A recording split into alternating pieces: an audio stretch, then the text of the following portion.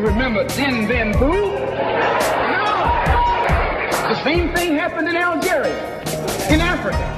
They didn't have anything but a rifle. The French had all these highly mechanized instruments of warfare, but they put some guerrilla action on.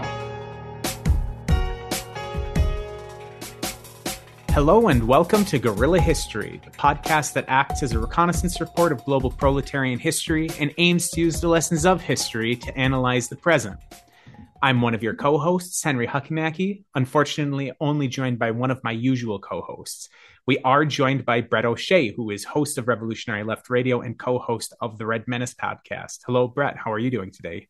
Doing very good. It's actually been quite a while since we've been able to do an episode over the holiday break, so I'm happy to be back, and there's nobody better than Manny Ness to come back too. Yeah, that's right. And I know the listeners will have had a constant stream of episodes coming out, but Brett just let it slip that those were all recorded before our little holiday break. But, you know, we are back and recording again. But as I said, listeners, you haven't had any interruption. We're unfortunately not joined by our other usual co-host, Professor Adnan Hussain, Historian Director of the School of Religion at Queen's University in Ontario, Canada, as he had some international paperwork that he had to do, because these are the sorts of things that Adnan has to deal with, which fortunately I don't have to, and I don't think Brett does either. Before I get into the topic at hand and our excellent returning guest, which Brett also alluded to, I would just want to remind the listeners that you can help support the show and allow us to continue making episodes like this by contributing as little as $3 a month, I think is our minimum tier, at patreon.com/Guerrilla History, with Guerrilla being spelled Guerrilla History. And you can follow us on Twitter to keep up with everything that the show is putting out and each of the hosts are putting out individually at Guerrilla_pod. Again, GUERRILLA_pod. But we are joined by a returning guest and a fan favorite in many ways. We are joined by Professor Immanuel Ness, Professor of Political Science at Brooklyn College and the University of Johannesburg. Hello, Manny. It's a long time that we've not been able to talk to you, but it's really great to have you back on the show. Well, it's a pleasure to be on your show as usual, Henry and Brett. So we have a terrific book, one of your new books that has recently come out. It's titled Migration as Economic Imperialism, How International Labor Mobility Undermines Economic Development in Poor Countries. And it was an absolutely terrific read. I really enjoyed it. I ripped through it. It's not a super long book, but it's very useful. And it's one of those books that I know I've mentioned it in some of our previous conversations that I particularly appreciate because they directly attack sort of narratives that are in mainstream society. So I know that in one of the episodes that I brought this sort of thing up was our Socialist States and the Environment episode, where there's this narrative in mainstream society that socialist states are inherently bad for the environment and socialism is inherently bad for the environment. And the entire purpose of that book was to attack that narrative head on and show that it was absolutely false. Your book, which we're going to be talking about today, Manny, does something in a very similar vein, which is that when many people are talking about migration and labor migration, particularly labor mobility, they think of it as a net positive for both countries, both the sending and receiving countries in many cases, in terms of the receiving country receives skilled workers who can participate within the economic system within that country. And the sending country benefits via things like remittances, as well as other things that you point out in the book, these ideas of good governance and, cultural exchange and things like this. That's kind of the narrative that many in mainstream society have. But as I said, you attack this narrative head on and in a multitude of ways throughout this book. So I'm just going to open this opening question to you in order to explain how you came to this project. Why did you decide to take on this kind of narrative of migration, labor mobility as a net positive, and that this is something that benefits countries around the world? So how did you come to this project, and why did you decide to attack it in the way that you did? Well, really, when one examines labor and trade unions and so forth and so on, we're really referring to migrant labor in most instances. I mean, for the first one, workers have to travel to a specific location. And historically, throughout history, We can go back to the beginnings of capitalism. Workers moved from one location to another. So, for instance, the Irish moved to Britain as a consequence of the colonization of Ireland by Britain, as well as the impoverishment of the Irish people. Today, we find the same kinds of dynamics taking place, and they are very, very serious in terms of the way migrants are treated. So what made me take this on is that, first of all, migration is labor. One can look at just China today and its incredible advancement that has taken place. Much of the development has taken place through migration. We have a trade union movement that is the largest in the world combined, that does have democracy, I'll just say that. And most of them are migrant workers from rural areas. So, you have internal migration and you also have international migration. This book focuses primarily on international, but also on internal migration, and I think that's as well very important. So I've focused on migration primarily because of this issue, that you cannot discuss or examine the trade union movement without migration. People get fired and they have to move to another location. And if people are hired, somewhere else for survival, they may move, or by demands that are made by other, corporations and so forth. Yeah, there's a lot to go into, and we'll get into that. It's a good overview of the project. I guess the good place to start is with the sort of overarching object of critique, which is this, sort of Henry was alluding to this mainstream view of migration as beneficial for all parties involved. You talk about it in terms of the neoliberal era, starting roughly in the 90s with the collapse of the Soviet Union and the sort of, full steam ahead neoliberal globalization approach to everything. So how has migrant labor been seen? What's the mainstream view through the neoliberal lens for the past 30 or 40 years? And fundamentally, and we can get into the details later, but fundamentally, how is this perspective ultimately incorrect? Thanks, Brett. Neoliberalism has had a extreme influence on migration over the last 30 years, as you pointed out, 30, 40 years. In fact, it's a fundamental aspect of migration, neoliberalism, because it involves the movement of populations from one location to another in order to survive, or in order to serve people who are far richer and far more prosperous than others. So the other point, at the center of the argument that you're making, and I make in the book, is that if we think about the idea of neoliberalism, we're really thinking about individual responsibility and the withdrawal of all kinds of state development. Now, I don't favor social democracy in any way, but, if you have a socialist state, people don't have to move. People argued, well, in the Soviet Union and China, people didn't move. Well, they didn't need to move because they lived in that community. So under neoliberalism, it speeds up the way in which people move, especially internationally, because people are forced to relocate to other areas of the world. So I'll give you one example. With respect to Mexican workers, for instance, right after NAFTA was passed in the early 1990s, the North American Free Trade Agreement, you had, I would say, something like several million to 8 million Mexicans coming to the United States. And they came to the United States primarily because they could no longer survive in Mexico because U.S. corporations, primarily agricultural, agribusiness, and so forth, took over the entire marketing of food. So they sold very cheap crops in regions where you had peasant workers who were basically surviving on the sale of their goods.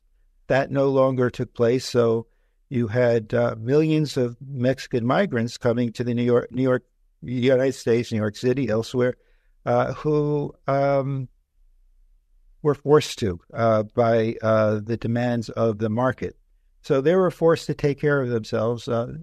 Capital had no concern, finance capital had no concern with the human dimension of migration.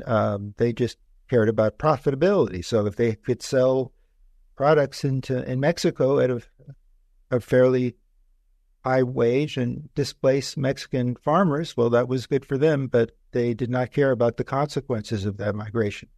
Now, of course, I believe that all Mexicans have a right and should live in the United States, migrants, undocumented, as well as others, and they make a major contribution to the U.S. economy and advance the U.S. economy and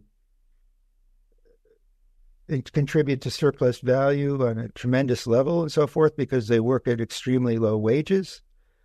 So that's another factor with respect to neoliberalism. So at its core, around the 1990s, we started hearing from a number of organizations around in the United States, especially, that people should take care of themselves, that we're living in the society in which we are only responsible for ourselves, not even our families to some degree. So this was, a lot of libertarians believe that as well. So this contributed to migration. It is, in fact, the highest level of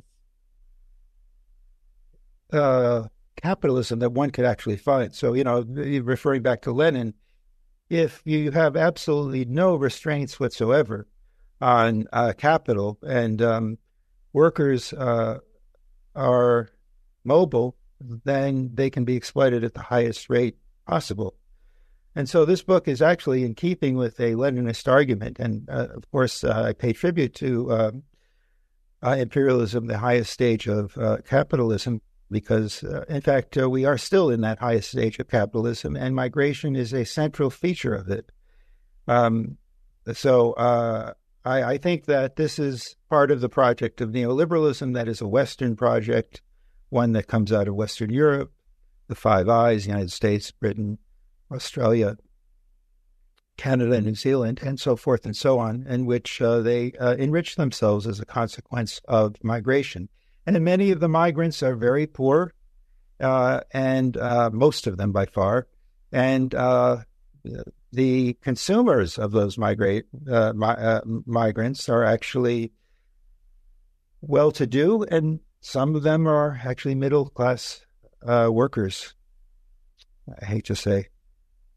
Yeah, one of the things that so there's a lot of things that I like about this book, but one of the things that's really interesting is that there's such a focus on underdevelopment and the role of so-called underdevelopment into the structure of labor mobility and this economic imperialism and how these things are related. So what I mean by this is that in the discussion that you provide in this book, what you show is that the narrative of underdevelopment, and in many cases, actual underdevelopment of these countries, is a justification for allowing this migration to take place.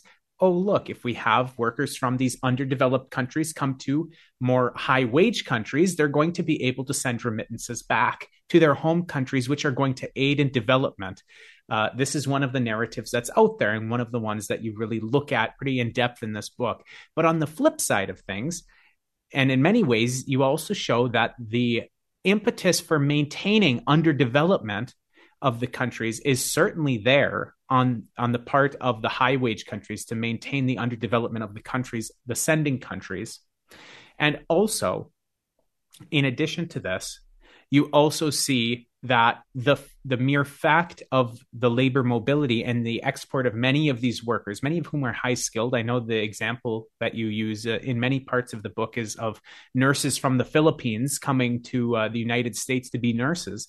It contributes to essentially a brain drain that then perpetuates this ongoing underdevelopment of various countries that you look at throughout the book.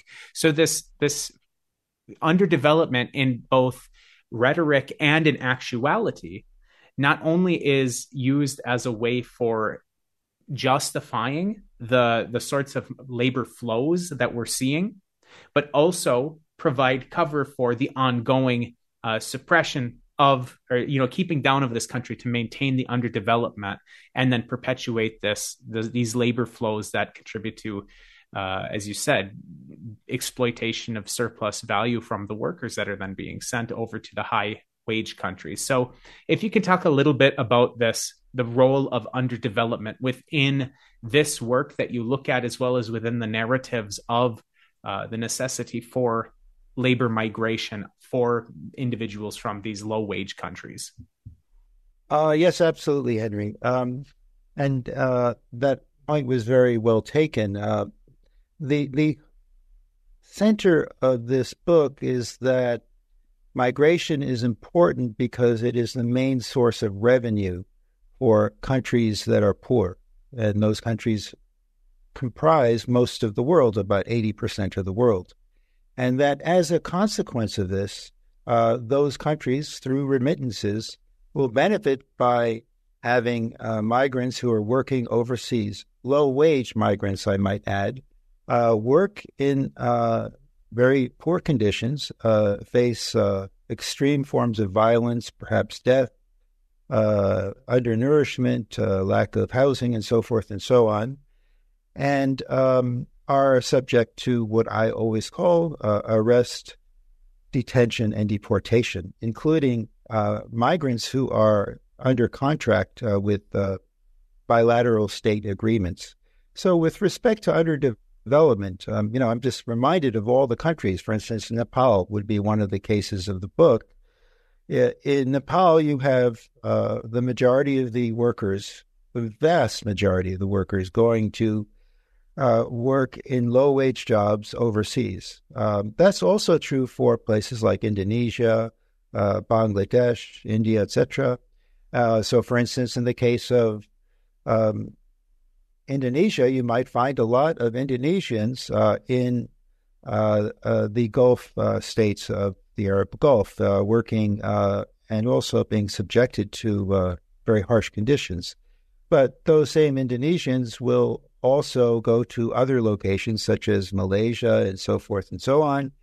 And, I want to make the central point that Malaysia is in the global south, yet it also is a bit better off than its neighbors in the global south.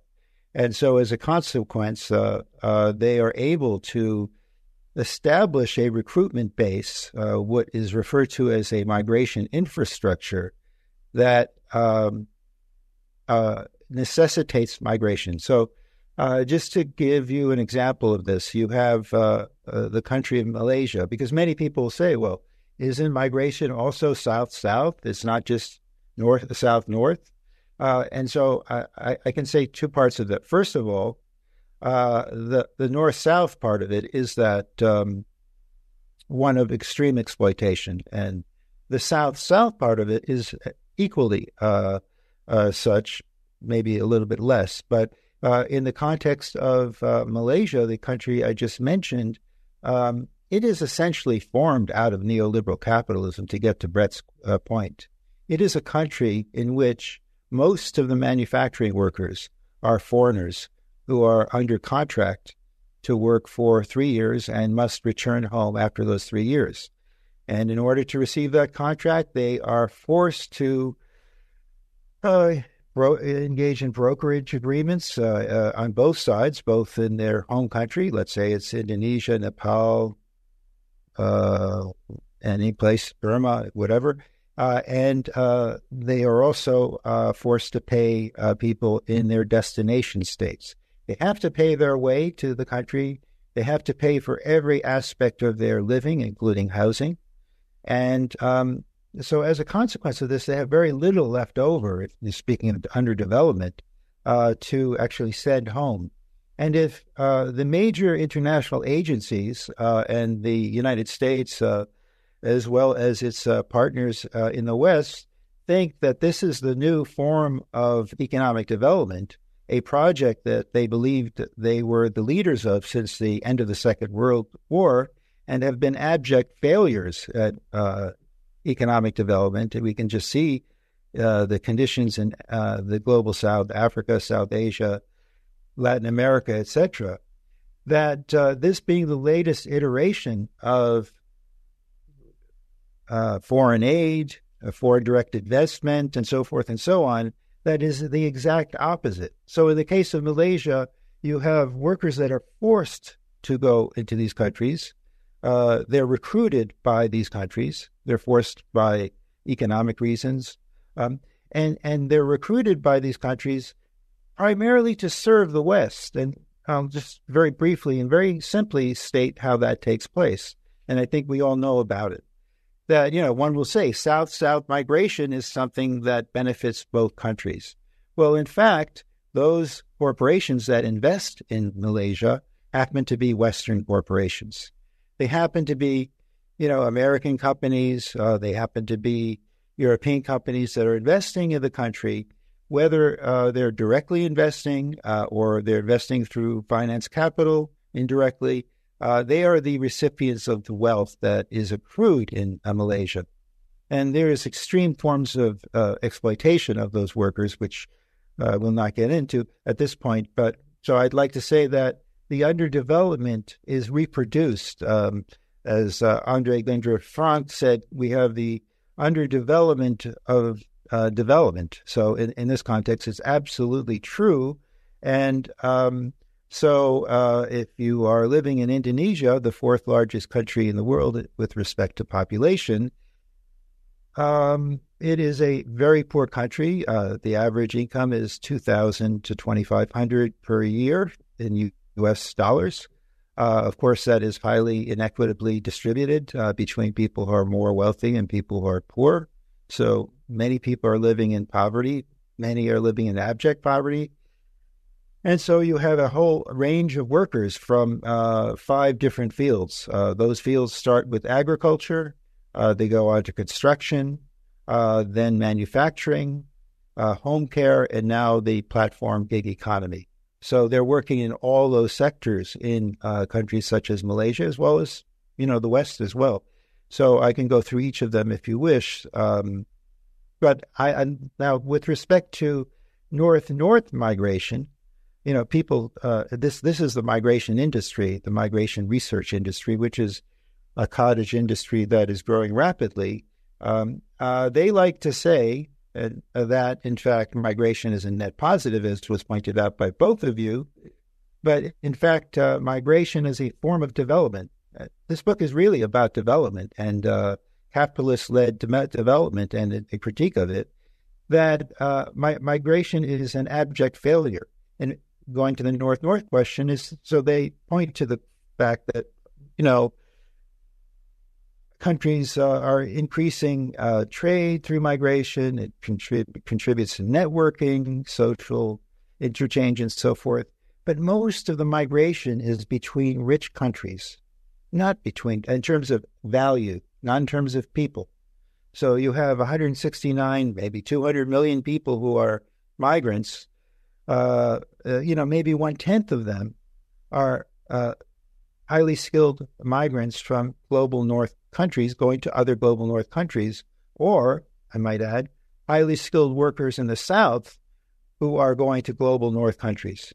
So they are considered to be the bulwark of the development that takes place. But in fact, as I demonstrate in the book, workers who come from the global south, like India, which has a high level of IT workers, as well as financial services workers, and so forth and so on, that are working in the West, as well as parts of East Asia, they actually establish networks, create corporations, and so forth, but they actually engage in a form of extreme parasitic exploitation of workers back home. On their return to India or whichever country, they set up businesses that exploit workers, in which those workers are forced off their land, first of all, through development of specific complexes. And many of them, based on caste and other factors, don't get any work at all. And the work they get is very limited. For instance, in India, you're, a upper caste person cannot engage in any interchange with a lower caste person. So it is a very extreme form of exploitation that takes place. Of course, India is a country that's very poor, and so we should be very concerned with its development, or I would say it should become a socialist country. It would be much more prosperous if it were, and would eliminate poverty to a great degree. But so it does not contribute to development whatsoever, and it undermines development in many different ways, which this book discusses. If you want, I don't want to take up too much time in the answer, so I'll give you more time. Well, I mean, I'm happy that you were able to add so much and be so articulate on those points, because I realized after I asked the question that I didn't really articulate the question particularly well, but you answered it in almost exactly the way that I was hoping that you would. So credit to you. But to add kind of one wrinkle into that question that I had asked previously, the question is, are remittances actually contributing to development? This is a question that is asked quite frequently within, again, more mainstream circles. And people that are asking this question might look to actually a graph like the one that you included in the introduction of the book, which shows the top 10 remittance receiving countries as a percentage of GDP. And just to run through a few of these for the listeners who haven't yet read your book, you show that Tonga received a full 39% of their GDP from remittances. Kyrgyzstan, 31%, Tajikistan, 27%, Lesotho, 25%, Somalia, 25%, El Salvador, 24%, Nepal, 24%, Honduras, 24%, Bermuda, 23%, the Gambia, 22%. I mean, that's a huge share of their GDP. And people that are in favor of upholding the neoliberal, world system and maintaining these sorts of labor flows and labor mobility between countries, particularly from the south to the north, which many politicians like to rail against, but really they benefit from. They would point to a graph like this and say, look, how would these countries even go about developing if it wasn't for this big influx of cash that's coming in the form of remittances? I mean, you show in the book that these remittances actually aren't going into developing the countries, but I'm wondering if you can kind of talk about that, because the question would arise within these sorts of debates that are coming up around whether or not this is a valid system. Are remittances actually contributing to development or not? Thanks again for that question. I want to answer this question, first of all, put to rest the question of remittances. In no case, absolutely, do remittances could contribute to the development of countries that are poor, which make up most of the world. The only way that these countries could advance is through socialism. I want to make that point very clear, that and provide examples of it. The most remittances can do, absolutely, is to provide some money for families that are back home. And the longer you're away, the less that money trickles in. But it also distorts economies in ways that are outrageous. For instance, the case of El Salvador, Honduras, and what are called the triangle in Central America, Guatemala, you have many remittances that are sent back, and they only go to specific families, right? And those families may have enough money to, build a new wing on their shack, or send their kid to school, or kids to school, or pay for surgery for their father or grandfather or mother. And so that's the kind of stuff at most that they do. In terms of, I don't consider that development whatsoever. But it also has another pernicious side to it, which I point out, and that is that it contributes to social upheaval at home. It's the exact opposite of the migration cottage industry, who hate me for this book. I've already received that. And that is that it contributes to the development of an expansion of the petty bourgeois and the bourgeois comprador classes in these countries. So they say, okay, we'll take this money, we'll establish education, private education schools, we'll develop, they buy food, we'll have our own food products developed here in these countries and so forth. And so they engage in non-tradable forms of economic services, and they don't develop whatsoever. So this is what really these migrant and development specialists are really referring to when they're saying development. They're really referring to the capitalists in these countries engaging in essentially parasitic exploitation of not just the migrants and their families back home in this case, but also of those people who do not go. So in countries like El Salvador, you have a very large proportion of the population that is even understated in these tables that I provide. Something like 30% of the population is living abroad. In a country like Moldova, 50% of the population is living abroad. It's barely a state that's operating. It's controlled by the CIA, as far as I'm concerned, and the country does not have any kind of economic development whatsoever. Any enterprise that was initiated has failed miserably. What it does is it contributes to the breakup of families or communities and so forth. It contributes to tremendous amount of poverty as a consequence of the fact that people cannot support their families, and a lot of indigence and so forth.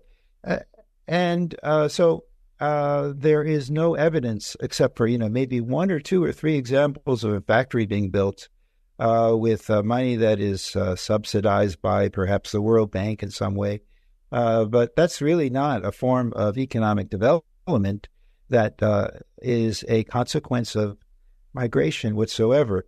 And the other point I would make is that in most of the countries you mentioned, that's in one of the graphs, there are many, that they're all really small countries, right? And so in this context, you can see how limited that development actually, and that migration as it's used, is really affecting these countries. So a country like Tonga, a small island state, has a large proportion of its GDP being migrant labor, and supposedly that money will be spent on development, which it is not. But in reality, if we take a look at larger countries like Nepal, which makes the list, it's about 40 million people. The triangle in the Central American region, El Salvador, Honduras, and Guatemala, etc. These are, fairly large regions of migration, Indonesia and so forth and so on. You have a lot of migrants going, and they're not really developing countries. So I'll give you another wrinkle to this, which is very disturbing, and that is, so let's stick with Indonesia. When we look at one of the major forms of migration, it is care work that is performed by women. And so there's an equal amount of women, globally speaking, that migrate as there are men, just about equal, 50%, 50-50 or 48-52. So you have many migrant women in, the part of their life that they should be enjoying themselves or going to school and so forth, between 18 and 25, who are working as caregivers in major global cities like Singapore, like Tokyo, like London, etc., and many other very rich, Dubai, very rich cities. And so what happens? They're making more money than skilled professional, managerial, administrative workers back home, maybe 5 times as much. So it's a distortion. So what do they do with their money? It becomes somewhat of a dowry when they come home. They could maybe have a marriage and so forth. It may pay for their marriage. It may sustain people for a period of time, but it does not at all contribute to development. So I think the mainstream argument, and even the left argument amongst migration scholars, is completely wrong. And the new and expanded version of it through development studies is also completely false. In fact, a growing number of people are agreeing with this point of view, including Hector Delgado Viz in Mexico and other good scholars. Yeah, so what I want to do is kind of bring this high level global analysis that you're advancing and let it sort of touch the rubber meeting the road of American political discourse at the moment. One of the things that we see here, we've already talked about, is this neoliberal idea and of migration, remittances, this entire model.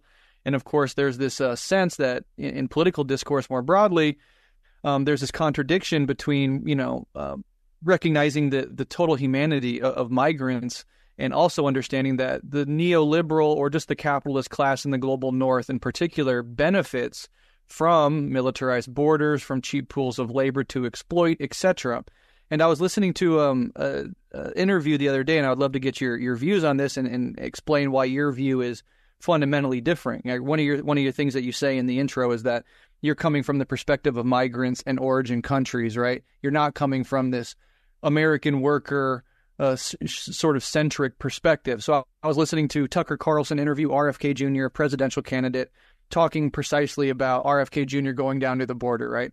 And the argument advanced by both of them is, we're not racist. We recognize the humanity of migrants. But what happens is that migrants come and they drive down wages for American workers, right? And there's this whole idea that, their position is more pro-worker because it's not a racist rejection of migrants, but it's saying that by letting them in, it serves the, in so many words, sort of, it serves the neoliberal capitalist class and hurts the American worker. Can you talk about what you think of that entire line of argumentation and sort of how your perspective is fundamentally different, not just from the neoliberal perspective, which some on the broadly conceived left sort of, naively support without recognizing its deficiencies, as well as the more conservative pro-worker, ostensibly pro-worker position of people like Tucker Carlson and RFK Jr.? Yes. So the neoliberal position that addresses the question of humanity, I don't think they actually treat workers in a humane way. But I would make this case, and I think we all should embrace it, that migrant workers should be treated with absolute respect. They should have decent work. They should have decent facilities to live in.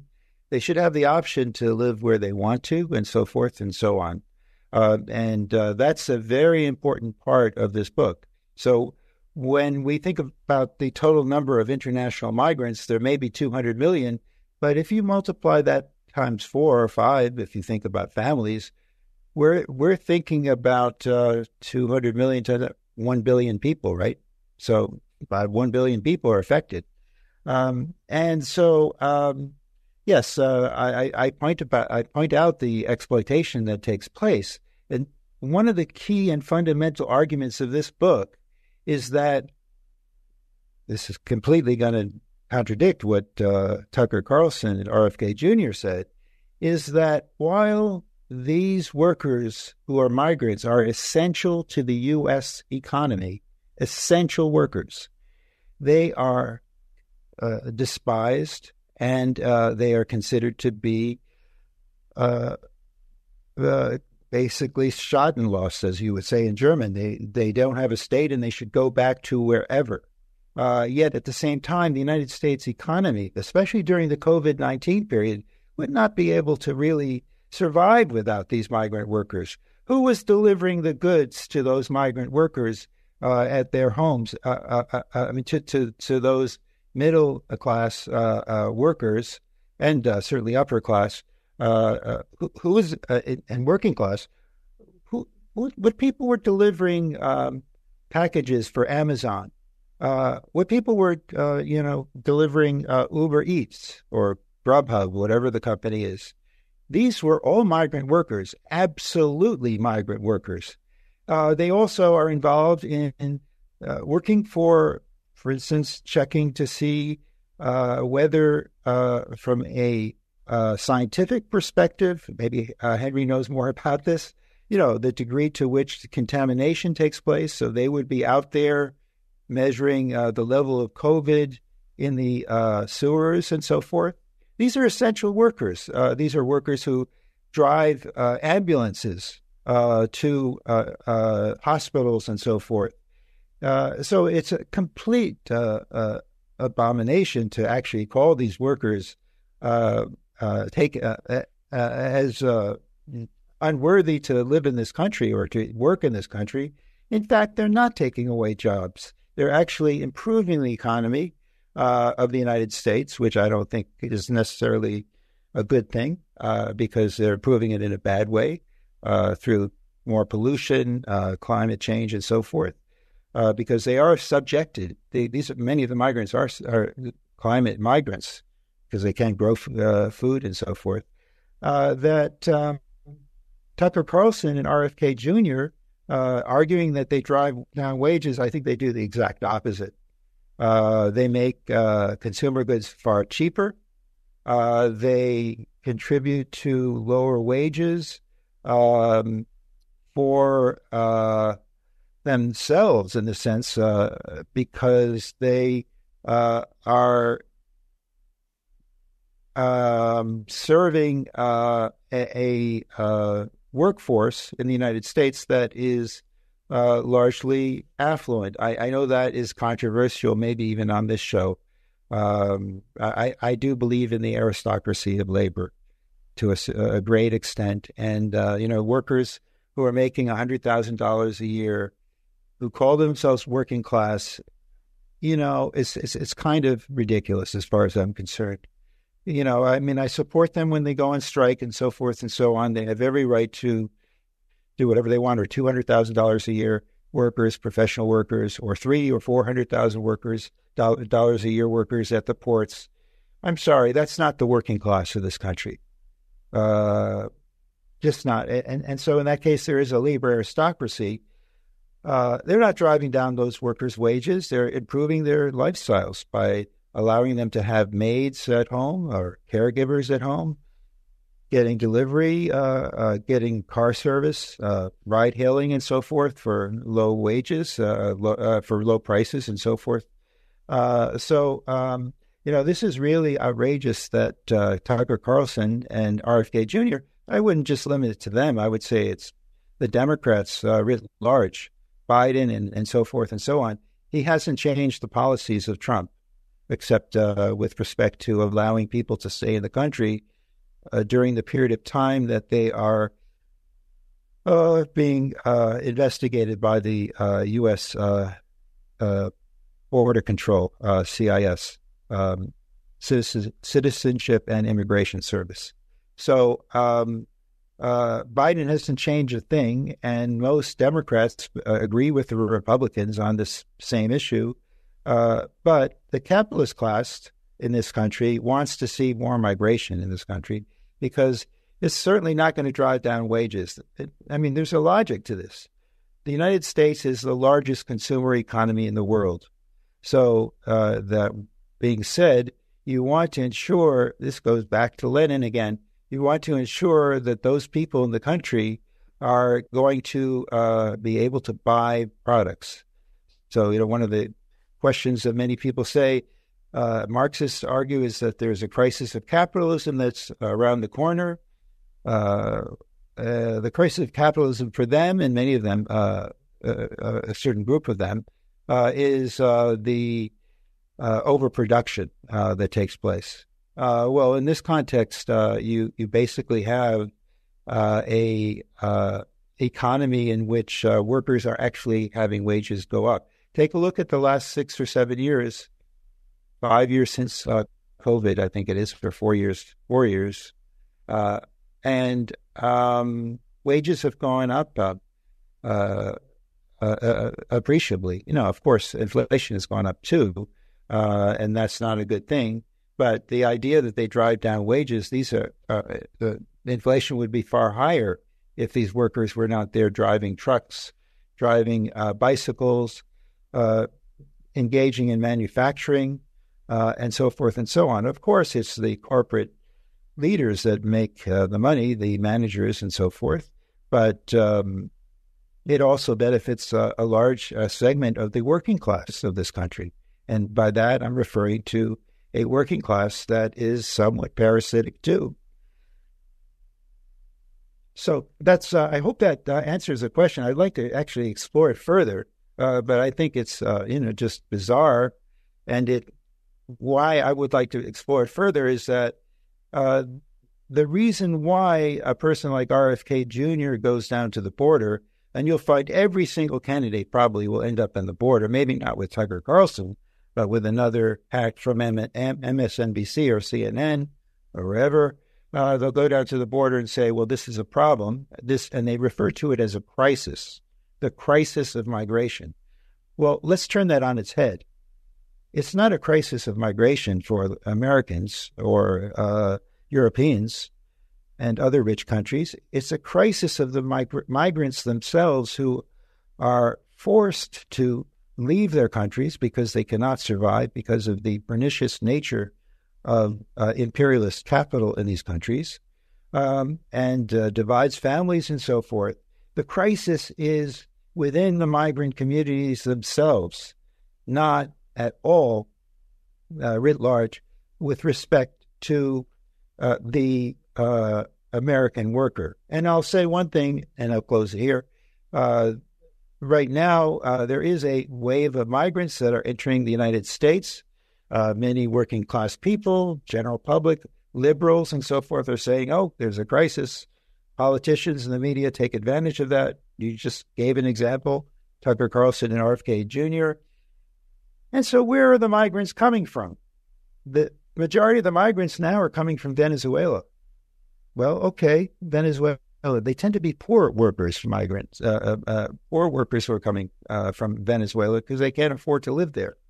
Why can't they afford to live there? Because the United States has engaged in extreme forms of sanctions against Venezuela, so much so that the country is really doing quite poorly as a consequence of that, and is completely isolated from the rest of the world. And the United States also engages in secondary boycotts so that even countries that want to trade with Venezuela are not allowed to, just like Cuba. And so, of course, there is a privileged few that are allowed into the country, including this cohort of working class and peasant rural workers from Venezuela. The crisis is theirs. They're the ones that are taking the risks, forced to taking the risk of crossing rivers that where their boats may capsize or something like that. So I would just place the blame at the U.S. At the door of the U.S. government for actually engaging in a foreign policy of sanctions, what I refer to as the sanctions regime, which forces migration and contributes to the development of the United States by getting in low-wage workers. So if you take a look at most of the workers, even restaurant workers, you go to an Italian restaurant, forgive me, most Italian restaurants, they are workers from Latin America. I think that's universal in the United States. Yeah, I find that very interesting. I totally agree with your point about the aristocracy of labor, absolutely. The system as it's currently constructed seems to serve the elite quite well on several levels. You just mentioned Venezuela, for example. So there's this imperialist, obviously, incentive to destroy that country, to upend it. It challenges U.S. imperialism. It claims that it's interested in socialism, etc. It stands up to the U.S. So, of course, you want to destroy that country as much as you can. So will you do that? And then you have a bunch of migrants that flee that country that you've helped destroy and underdevelop or ravage, whatever. They come to the border. They're easily exploitable by the ruling class as far as low wages, shitty living conditions. And as you're even mentioning, they even serve not to steal our jobs or drive down wages, but actually serve a certain huge portion of the American working class as like this underclass, this servant class. But then it also allows for reactionaries, in the Republican Party, in the Democratic Party, in the capitalist class more broadly, to then use them as the perfect scapegoat for broader economic problems to keep the eyes off of the actual people with power and money in this country. So from destabilizing countries that you don't like to exploiting the migrant desperate labor for your own profit to then using them as scapegoats, the Democratic, Republican parties and their donor bases in the capitalist class seem to benefit at every level, which I think is very interesting. But that does kind of give an interesting contradiction within the Republican Party's base of workers who have been sort of trained to despise these people, to scapegoat them, to fear them. So it's like, but the elite establishment within that party obviously benefits from their labor, and in some ways even the constituency benefits from them. So it's kind of interesting to see where they want to push it. It kind of feels like elements of the right wing in this country want to end migration, and instead of relying on migrant labor to ruthlessly exploit, they sort of maybe even want to create an impoverished lower class of citizens here to play the role of sort of migrant labor. And that contradiction is not fully worked out, but it's something that's in development and has been for quite some time. So no real question there, but anybody has thoughts on that? Yeah, but I engaged in a Freudian slip before. I'll be honest with you.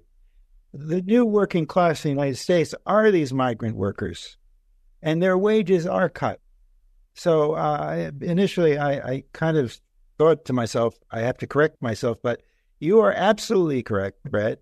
This is the working class of the United States. It has always been my position that wherever you work, you're a worker of that country.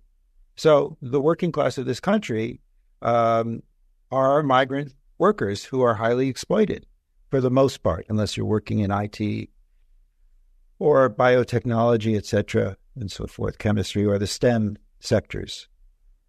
Well, I'll just add in something quick on what Brett said before I add my question, which is semi-related. So as Brett mentioned, in terms of looking inside the Republican Party, and it's also true to a large extent in the Democratic Party, although with a slightly nicer face, a slightly more geriatric face at the head of it right now, but a nicer face nonetheless. But in any case, when Brett was talking about how the constituency, the broad constituency of the Republican Party has been trained to be very anti-immigrant, but yet the decision makers within the Republican Party are massively benefiting from migration into the country. One only needs to look at Trump. It came out that much of the labor that was taking place within Trump enterprises was illegal immigrant labor. And I'm using illegal with quotations here as a result of course, no human is actually illegal, but that is the term that is used within the context of the United States political system. So, much of the value is actually being reaped as a result of exploiting the labor of those, again, quote unquote, illegal migrants that were working within Trump Industries. And Trump was willing to point this out. He said, yes, you have shown that I am exploiting this system, but it was not I who put the system in place. And all of us on this stage have been exploiting the system. I'm just the one who is willing to say, hey, you're right, I have been exploiting it. So that's an interesting point. And then just as another little flippant side comment, this is, probably we tend to be very academic on this show, so I'm going to break from that for a second. My wife likes to watch The Office. It's her favorite show. And there's one scene, I don't really watch TV, but I watch with her when she's here. But there's one scene in particular that really stood out to me when it happened, and it kind of relates to this exploiting the labor of these people and then kind of kicking them to the curb as soon as they try to do anything about it. In one of the scenes, one of the employees of The Office, and for those of you who have seen the show, it's Dwight, he's going to where there's a bunch of undocumented laborers on the side of the road looking for day labor. And he pulls up and he asks, are there any good workers here? And if, all of the people are backing away from him, not wanting to talk to him. You're like, oh, what's going on here? It cuts to the side and they have this little brief side interview with him. For those of you who are familiar with the show, you'll know what I'm talking about. And he says, yes, I always employ day labor on my farm. I bring in these workers, I work them for a day, and then just before they're about to check out, I bring in an ICE agent, who is not actually an ICE agent, it's his cousin dressed up as an ICE agent, puts them in the back of a truck, drives them off, drops them off somewhere else, and doesn't pay them. Now, to many viewers of the show, they may think that this is, something that's played for a laugh on the show. And of course, it is played for a laugh on the show. But we actually have numerous stories in the United States that have been reported on for years of where essentially this happens, particularly in the agricultural sector of the Southwest. These migrant laborers come in and work in the agricultural sector. They're paid an absolute pittance $1 an hour or less in many cases, because as undocumented laborers, they're not able to bring these sorts of grievances up. And in instances, and listeners, I don't have any citations of names of articles right now, but if you just Google these sorts of things, you will find them. There's many of them. I've read many of them. If you just look, you will see that when there are instances of undocumented laborers who essentially have tried to, have some sort of collective action or, kind of informally unionize, just for a easy term for people to kind of understand what was going on, kind of have this collective struggle against the conditions that they were working under and the exploitation that they were facing, the people who own the farms would then call ICE in on them anytime that they would try to get some sort of recompense for what they were being put through. And so while that scene on the television show was obviously played as a humorous kind of thing, like, look at this guy completely shamelessly trying to rip off the labor of these people because he knows that he could.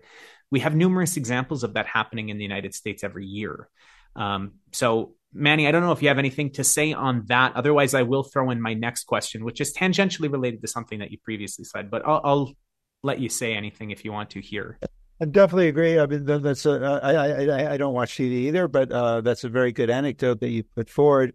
It's done on an international level in every country. The goal of the employer is to make the worker undocumented so they could be arrested, detained, and deported.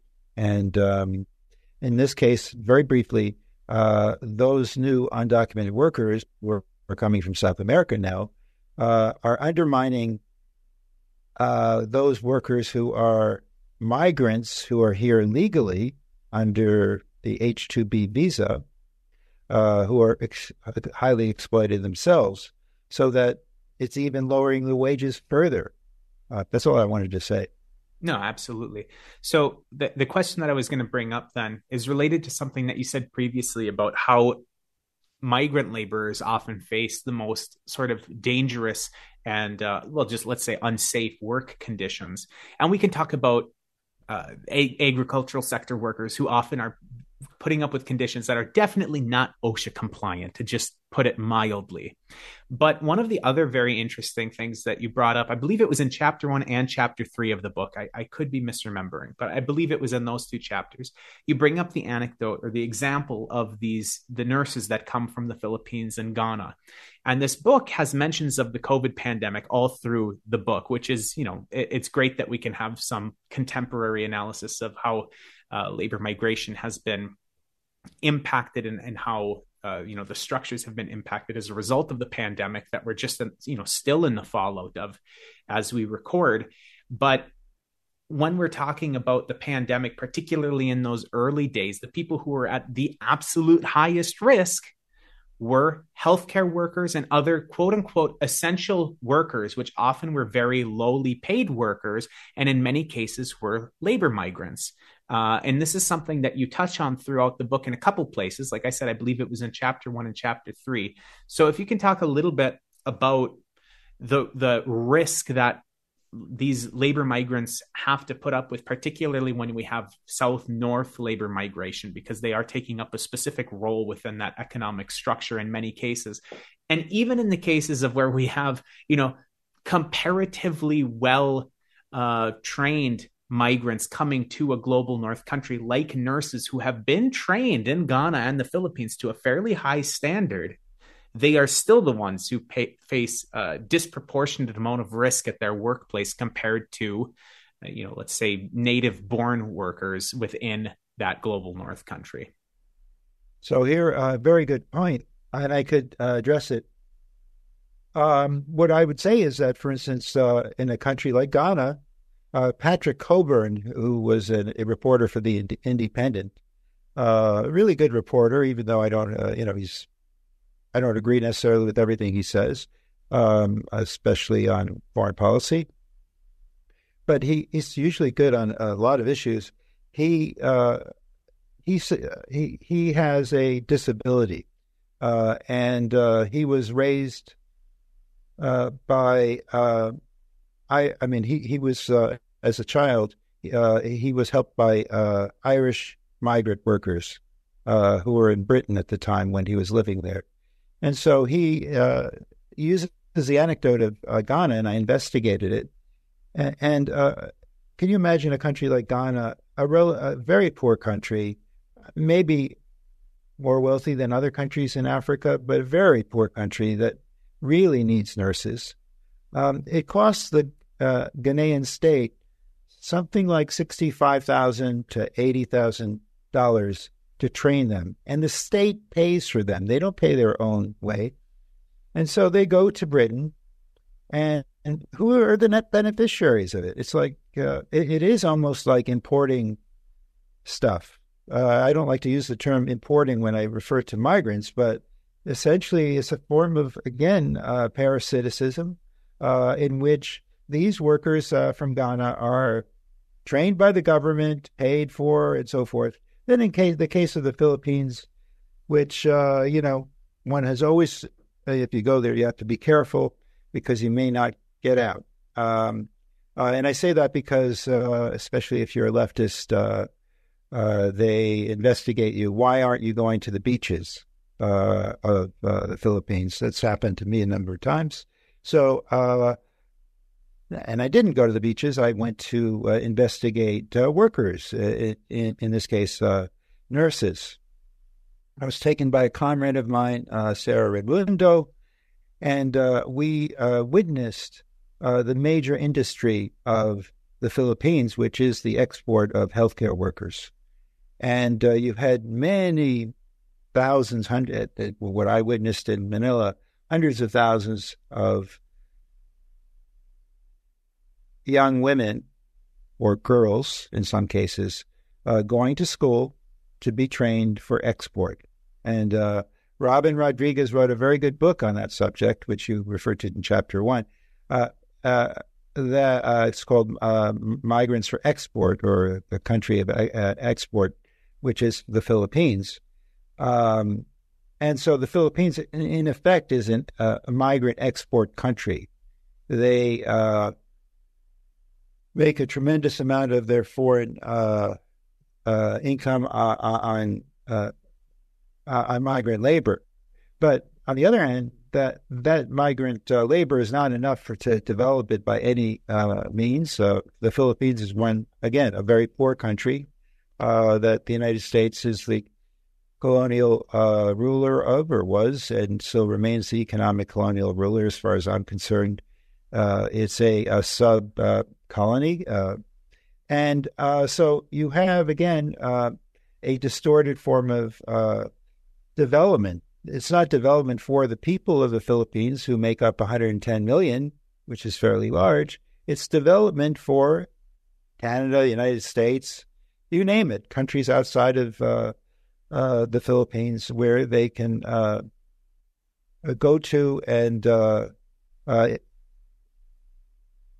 gain tremendous amounts of skilled labor, in this case, nurses and medical technicians and so forth and so on. So if you go to hospitals, you may be treated, or you'll probably be treated in this country by a migrant worker who's here legally.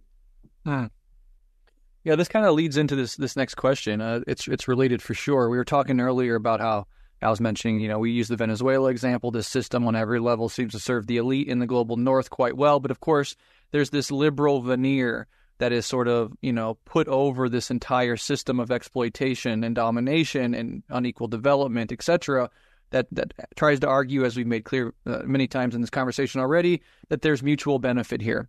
And one of these these arguments is that the remittance model is positive in all these ways, helps develop it. You've already torn down that argument and shown how it's false. But there's also this interesting element you discuss of social imperialism, this other element that says, that there's this social benefit to this whole migrant model of exploitation that results in, benefit, bringing liberal ideals back to their origin countries, etc. And another way to sort of make humanitarian liberal excuses for the system. Can you talk about the remittances model and the liberal idea of it helping, and then how social imperialism is actually being advanced in this configuration? Well, I'd like to answer that question initially with kind of paradox or a joke.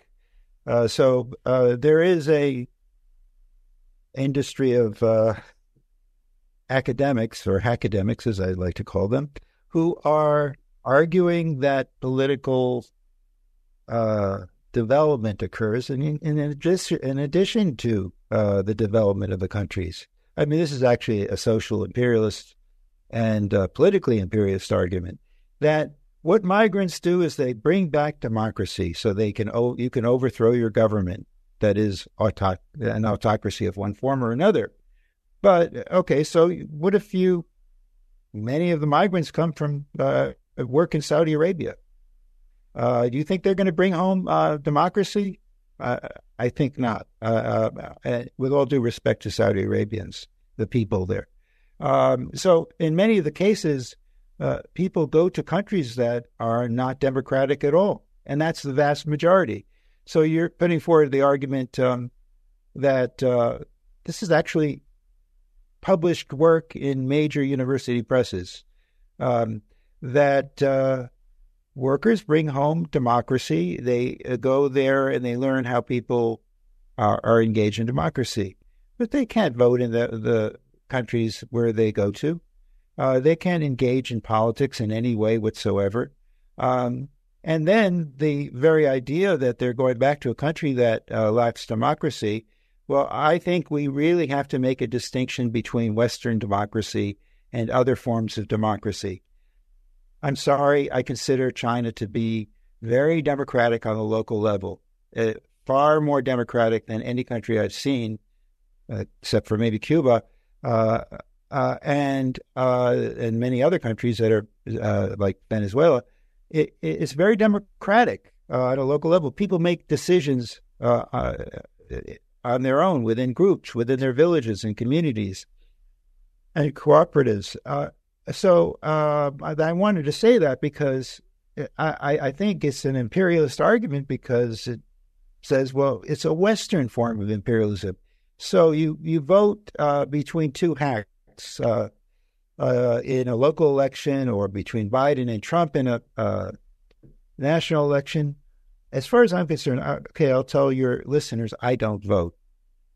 I just don't vote. I don't think there's any need to for me. And I think that's a very good way to protest against the lack of democracy in this country. Because any candidate in this country, as well as any other country in Western Europe, is going to be, basically a hack, getting their money from political action committees, which are really the entities that make political leaders. You can't be elected without money. In fact, corporations are considered people in this country, as we all know.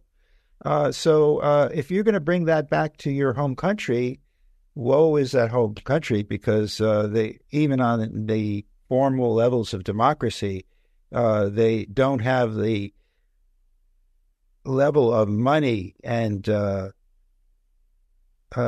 economic power and wealth that is needed to be elected. So there's no way that candidates can be elected in this country, as I pointed out earlier. I don't want to repeat myself, without that. And I really despise that argument, because they go after countries that are not only socialist, and yes, there are socialist countries in the world. There are 6 of them, 5 or 6 of them, but also former socialist countries that are seeking to try to find a way back. I won't mention the names because I don't want to reveal to the CIA. But in any case, they argue that these former communist countries, where in fact there's a high level of nostalgia for the old country under communism or socialism, what I would call it, and they want to go back to it because their lives were much more simple. They had all the necessities that they needed, and so forth and so on. And so for some reason, it's not just politics. Labor, for instance, the working class, the trade unions are less democratic in these former socialist countries because of that history of socialism. Well, I completely reject that argument, and I can give evidence on another show if you want. But it's another example of social imperialism where U.S. trade unions and the Solidarity Center, for Christ's sake, is actually engaged in educating workers about democracy. I mean, basically, it's a front for the CIA. Case closed. They tried to make the argument in the mid-'90s that they weren't. Now, under the current AFL-CIA regime, they are absolutely a front for the State Department and the CIA. They work together with organizations throughout the world that seek to undermine socialist unions and socialist movements. No question about it. In fact, I'm working with some of them. But I will give you an example of one country. I was stuck at Heathrow Airport last fall for a day, and so I was stuck at Costa Coffee, and so I got to meet a lot of people going to the airport and so forth.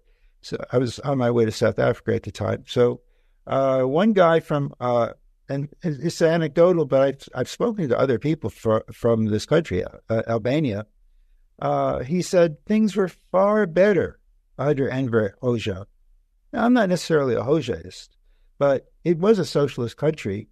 And he said, one of the great things about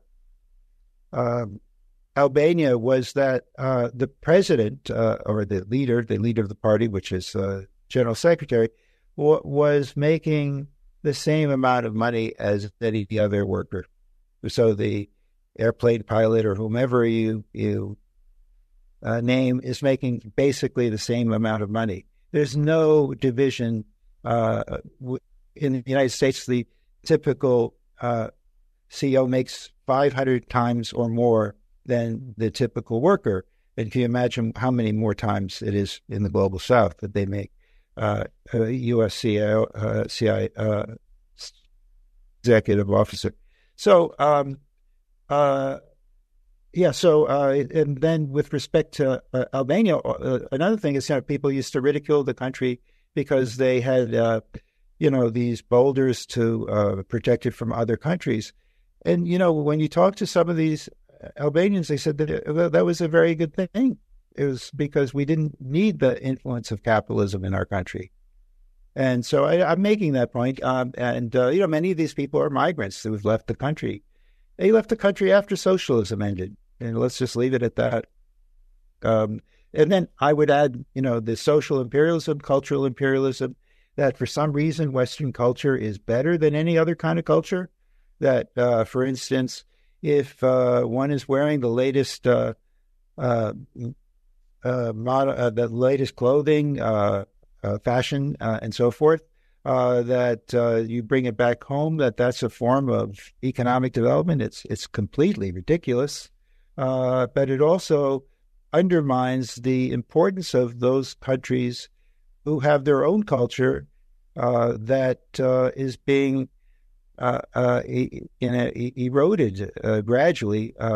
So you'll find a country, again, like Dominican Republic, El Salvador, etc., that becomes less consolidated as a people and more divided by I would say, the consumerist nature of the export of culture. Just something that came to mind. This is kind of an aside when you mentioned that. And when I say you, I mean both of you. Brett asked it in the question, and Manny, you brought it up in the answer, that these workers going abroad would get these ideas of Western liberalism and democratic society and then go back and topple their repressive governments. It also just reminds me of how the United States in particular has this notion that they can basically create governments in waiting or puppets in waiting by educating various people in the United States and then keeping them waiting in the wings for when they are later able to topple a government. So, we have many examples like Syngman Rhee of South Korea, or Vicente Fox of Mexico, or Francois Duvalier. Alberto Fujimori, Netanyahu, Shinzo Abe, Tsai Ing-wen, Ahmed Chalabi. These people were all educated in the United States, and when the United States either intervened in the country in the cases of South Korea or Peru or Iraq, or in other cases where the United States kind of had its thumb on the scale in some ways, or was kind of promising nice relations with the country if a certain person got into power, like Shinzo Abe or Tsai Ing-wen. That's something that we have seen examples of, but we've also seen the United States actually create some of their biggest thorns in their side, like Kwame Nkrumah, for example, was educated in the United States. Hafizullah Amin, the head of socialist Afghanistan, was educated in the United States. Rafael Correa has a degree from the United States.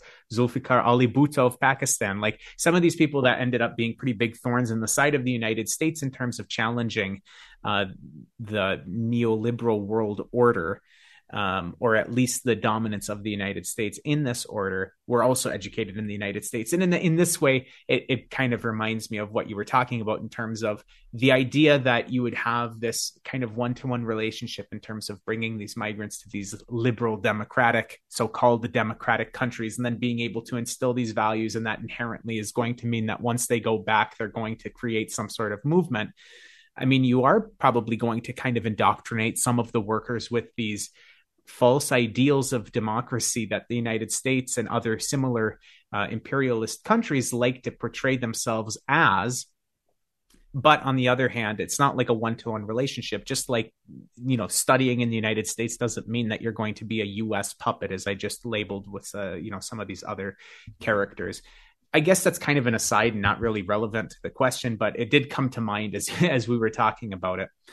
I want to turn us back to chapter 3 for a second, though. One of the things that you do in chapter 3 is you look at case studies of origin states, which is really fascinating and something that I actually really appreciate with your work more generally, Manny. I've read many of your books, and I really love that you have so many and so many useful case studies. So, of course, the listeners will be familiar with all of the case studies in the Sanctions Is War book, as we've had many episodes on the show that have focused on those case studies. But in Southern Insurgency, Organizing Insurgency, Choke Points, all of these various books that you've had a large role in or outright written yourself, they have fascinating case studies, and this book is no different.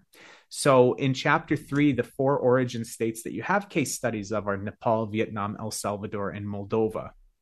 I'm wondering if you can take us through why you selected these 4 case studies for inclusion within this book, and what these 4 case studies demonstrate in terms of how this structure of labor mobility and economic imperialism actually shows about the system through these 4 case studies.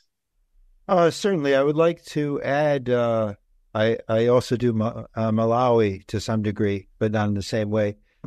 So I wanted to get a very good spread of countries throughout the world in the global south, or poor countries. And so I selected countries where the standard of living was particularly low. A country like Nepal, which is very low. What I'm referring to is the GDP per capita and so forth. Vietnam is also low. El Salvador is also low. Moldova is, amongst the poorest countries in Europe after, I think it's Ukraine now, right? So, I selected these countries, and I also selected countries that had a range of levels of migration, with the exception. They all had very high levels of migration, with the exception of Vietnam. So I was very much interested in Vietnam because it claims to be a socialist country, and it has many of the attributes of socialism. And yet the IMF and the World Bank forces them into neoliberalism through, basically intimidation and so forth. So I selected each of these countries because they essentially had large numbers of people, absolute numbers of people, who migrated to different regions. So there are 3 major corridors of migration in the world.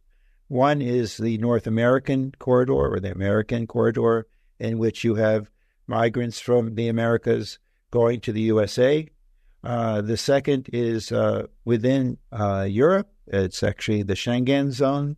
But in that context, you also have migrants who come from other countries in the Middle East and North Africa, or Southwest Asia and North Africa, as well as Africa south of the Sahara, who are almost on a monthly basis in the news on the front page of the Western press, where either a boat has capsized and killed hundreds of people, if not thousands, or in other contexts, the countries of destination are not allowing them into the country. So this is a consistent theme that takes place. So that's the second corridor, and there is a smaller proportion of the migrants in that region. That's why I chose Moldova, because they are not in the Schengen zone, but by virtue of being linked to Romania, because many Moldovans are Romanians, that was a very good example because they had so many migrants that were leaving the country, and many of the migrants there left permanently. They just left. There was nothing that they brought home, and when you leave, you don't bring anything back necessarily. I mean, there's always exceptions to the rule. You don't even support your families back home. You may have a second family and so forth. And then El Salvador, because it's particularly a very good example of migration. The third corridor is Southeast Asia to the rest of Asia. So I'm sorry, I digress with respect to El Salvador. So those three are the major regions of migration, and each of them are highly exploitative, with the exception of the Schengen zone to some degree, where if you are a Polish citizen, you can live in Britain no longer Britain, I'm sorry, forgive me, Paris or Madrid, Barcelona, and any Western European city, and vice versa. So you can move. But yet, on the other hand, they despise people who are, especially Eastern European and Central European countries, people who are from the global South, and do not allow them into the country. Yet there are millions, maybe 5 million people who are migrants from parts elsewhere of Europe. So those are some of the reasons why I chose those countries. Nepal is a very important country of migration export. I at one point, it was the leading country of migration export. And, when you think about Nepal, nobody thinks of migrants, right? You think about the Himalayas, and you think of Mount Everest and so forth and so on as a tourist destination. Well, I'd say every one of these countries I visited, by the way, and I got to meet with labor leaders and, CSOs, etc., as well as workers themselves. And, if you go to Kathmandu, its major industry is migration. And I found that to be really interesting, that it is a country for exporting migrants to the rest of the world who are not allowed to stay in the destination country, and they have to come back. Many of the migrants around the world, especially during the COVID period, come back without pay because we know the concept of wage theft in the United States. Wage theft has taken place through migration for many, many years, but particularly during the COVID era. So many people who even left came back with less money and huge amounts of debt. That's also true with respect to Vietnam, by the way. Unfortunately, those people in the rural areas of Vietnam are encouraged to go to countries like Malaysia, etc., Thailand, and they come back impoverished, and their families are completely broken up and so forth. So the reasons why I chose each of these countries is because they are unique in many ways of migration, They're not the same necessarily. I didn't want to pick one same type of country. And they represent each of the corridors. So you have Vietnam in one corridor, as well as Nepal to some degree. You have El Salvador in the U.S. corridor, and you have Moldova in the European corridor. That's the reason why I chose them. Yeah, as a quick aside, since you mentioned Nepal, I actually, on the recommendation of Brian from Twitter, many of you will know him, but he recommended a movie it's a documentary called Sherpa, which is about the Sherpa guides up in the Himalayas and how they in 2014 essentially tried to unionize and single-handedly canceled the Everest season because of unsafe exploitative conditions. And the documentary was very interesting. It wasn't nearly sharp enough on the that kind of analysis for my liking, but it was interesting nonetheless. But what you mentioned is that when people think of Nepal, they tend to think of the Himalayas without thinking of labor within the rest of the country. And I know, and I'm just going to throw this statistic out there for people that have this similar mentality, that the Himalayas are like a major the major area of Nepal, and that the Sherpas are kind of the main group of Nepal. Let me dispel that notion. I know many people, when they think of Nepal, they immediately think of the Sherpas. The Sherpas make up 0.4 to 0.5% of the total population of the country. The vast majority of people in Nepal, as Manny pointed out, are poor laborers in more urban areas like Kathmandu, which if you look at the infrastructure of Kathmandu, and Manny, you might be able to speak to this as somebody who's been there, but I've looked into it just on the side over the last couple of years. There is essentially no development of the infrastructure that I can see. The roads are absolutely, for being a capital of a country, despicable. The ability to travel within and outside of the city are appalling. The accommodations in the city, I haven't been there. I've just been looking at it for the past few years, so feel free to correct me if I'm wrong, but that's in the capital of the country. That's much less the other areas outside of where people, rich Westerners are going to be flying in to travel over to the Himalayas to go up and say, hey, I climbed the world's tallest mountain on the backs of these Sherpas that are being underpaid. They fly into Kathmandu, and even there, the infrastructure is completely dilapidated, to say the least. So, Manny, feel free to correct me if I'm wrong on any of that. No, you're not wrong at all. I can even add to it. There's just one street light that I found. I like to walk when I go to places. I don't think you see anything through driving around. You might see something, but I like to walk, and I don't like to go to necessarily touristic places. But, Kathmandu is a very poor city where most of the housing for the indigenous people of Nepal and Kathmandu is ramshackle, basically corrugated steel or aluminum, corrugated aluminum buildings. And they serve the tourists who are there ready to go to the Himalayas for their trek and so forth. And it's then you go to the eastern side of the city. There is a huge amount of migration export agencies who ostensibly train workers for industry, but basically they just say, don't buck up on the job, make sure you don't leave the first employer, you've got to pay us $1,000, $2,000 in order to get this job. We'll lend you the money, and so forth and so on. And and so you see these companies that are Western companies that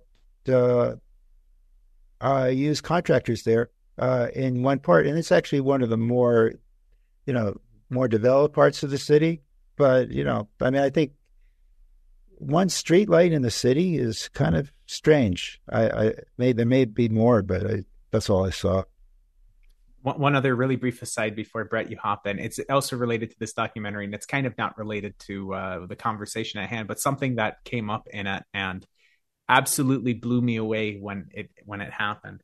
So, for listeners who haven't seen the documentary, and I'm assuming most of you haven't, as I said, it's not like a radical documentary or anything like that, but if you look at it through a critical lens, you can actually glean some interesting things from it. So the essentially strike of the Sherpas happened because these Sherpan guides were carrying all of the bags and equipment up the mountain for the Westerners so that they could, just march up the mountain, plant their flag, and then walk on down. And load after load after load is being carried up by the Sherpas to make it possible for them to do this. And 14 or 16, I don't remember exactly, 14 or 16 of them died in a ice fall in 2014 as a result of having to go up and down and up and down and up and down the most dangerous part of the mountain, carrying the gear for the Westerners. And they banded together and said, okay, well, we're not going to go up the mountain this year because our demands for fair compensation for the victims, for safety measures for us who are doing this are not being met. So we're just not going to go up. We're essentially going on a wildcat strike. They turned the camera to one of the rich white American tourists who was going up the mountain. And he says this, and I quote, it might not be a direct quote, but it's pretty darn close to this. I feel like we're being held hostage by terrorists, a group of people that are not allowing us to do what we wanted to do and are essentially using the threat of violence to prevent people from doing what they want. We Americans know what this is. It's called 9/11. Absolutely blew me away when I heard that was the response to people essentially saying we're going to walk off the job because we just had a mass casualty event 2 days before, and none of our demands for safety or compensation are being met. He immediately equates it to 9/11. I feel like that's a very typical rich white American mindset towards things like these sort of labor issues. Brett, feel free to go in. I'm sorry, I keep going off with these tangents that are not directly related to the book, but when I talk to Manny, this happens. Yeah, that's an important part of this show and stuff, to be able to take those detours. I also wanted to mention, of course, a few years ago, we did that interview with Hasila Yami called Women in Nepal's Civil War. So if you want to learn more about the People's War in Nepal, she served as 3 times minister of Nepal. Fascinating deep dive into the sort of internal class struggles of Nepal for those interested in that and the history, of course. I wanted to move forward a little bit. In the book, Manny, you say, quote, since the end of the Second World War, foreign aid has been directed at infrastructural projects that would supposedly contribute to economic growth and development, but has made a negligible contribution to development, as foreign aid has been tied to credit from Western banks. Southern countries have been trapped by extensive foreign debt, which has often led the IMF to force structural readjustment programs, severely eroding basic survival needs, health, education, other social services. In another part of the book, you say, quote, migration is not the driver for advancing social and economic development, but a result of the extraction of natural resources and labor in poor countries. So kind of bringing these together, if we look at the current, sort of migration system that we've been talking about and critiquing, market solutions, the social imperialism we've discussed, investment via the World Bank, IMF, the whole remittance model, etc. That's the system as it currently stands. And of course, we want to see the end of that system and much more.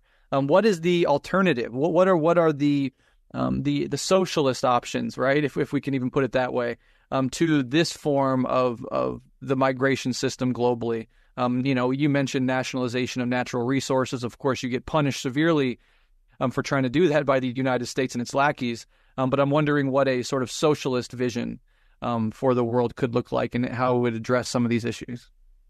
Big question, I'm sorry. No, it's a great question, Brett, and I thank you very much for it, because it's at the heart of the book. This book is about the wretched of the earth in some respects, the poorest people on the planet, which is what I am concerned with, and I think all of us should be concerned with, and they make up the largest majority of the population on the planet. So a socialist option is a very important one. And let's start with a point I also made and it echoes the work of Jason Hickel, the British political economist. That in 1947, Harry Truman, the warmonger, gave a speech because it was going to be the basis for the redevelopment of the entire world. And it became very popular. It was a very popular thing. Many Americans saw, wow, this is great. We're going to develop the rest of the world. Well, that never came through to fruition, as you pointed out, Brett. There was a series of, ways in which the Western banks, as well as the IMF and World Bank, under the tutelage of the United States, France, etc., Britain, that put these countries into huge amounts of debt, including, I'll say, socialist countries in Eastern Europe. Poland, for instance, was under huge amount of debt when they had opposition to the government and so forth. This is a very serious issue. I think it's a real false model to think that you're going to develop through foreign aid. I will say, however, that the Chinese model of foreign investment, and this will contradict everybody else, is far more, I think, far more recognizes the degree to which each country is different and tries to follow what every country wants to do. So they don't impose their vision necessarily. Of course, they would prefer to work with communist parties around the world, but they work with governments in different ways, and they've forgiven so much debt in the poorest countries of the world. But so what is a vision of empowering in terms of economically the world? This is you asked a big question, so I make it a big answer. Well, there's a growing movement amongst Marxists of a certain kind that the only way that you could change the world is through politics. That capital and imperialism is a reflection of the imperialist states. Capital doesn't flow from nowhere. It comes from someplace. It comes from states enacting policies of imperialism, for instance, and so forth, or enacting policies of neoliberalism, or being subjected to those policies. And so I think it's crucial to answer that question through examining the state. We take a look at Africa. It's carved up into over 50 states, I think 51, and counting. And the United States loves that. It's the Yugoslav model, where you carve up a country into 8 countries or 7 countries if you exclude Kosovo, and make each of them weaker, and so that you could exploit them more. So I think there is a movement for regional power blocks, where in fact you would have a power block, let's say in Africa, which would include everything from the DRC, the Democratic Republic of Congo, to South Africa, because that would give them a lot more power. It would allow them to pick and select the choice that they want to develop, because they would have the capacities. In some countries, there's just nothing really to. Certainly, you could form a socialist state, but there's really very limited levels of economic development, few natural resources, and they're based just on agriculture, which is a good thing, and so forth, to some degree, if you could survive that way. But a country like Malawi, which is firmly part of the Southern African region, should be integrated into a Southern Africa. So I see South Africa as a Southern Africa, and we refer to this as polarity. So we don't need one central power, which is domiciled in Washington, London, and Tel Aviv, if I may. But you might want to have a Southern African region which decides to become socialist, because that's in their interests. Or in South America, the same thing can be said. Of course, you have Brazil, which is a very large country. And in the same thing can be said for other parts of Southeast Asia and so forth and so on. China certainly has chosen its path and is doing very well by it. And I think no country will advance its people without having the resources. There's this old question about having the right politics, right? Not the right politics or the left politics, but what I mean is having a good politics and an important analysis. But if you don't have the capacity to implement it, you're nowhere. And that is really the problem of the world, because these countries are being strangleholds by the West. And that is the way they're able to control the world, the United States especially. So I think that one model that is actually feasible, I am not a utopian socialist by any means. I think Engels' work is important, contra Western Marxists, that socialism has to be grounded and it has to be scientific. And it is a science, dialectical materialism, and we should have debates about it. In this context, I think that it's crucial to understand that socialism has to be built, and it is not something that is going to be created just because people want it. You have to have capacities, and you have to have the economic power to actually advance it and to be able to restrain foreign countries, imperialist powers, from interfering with your project.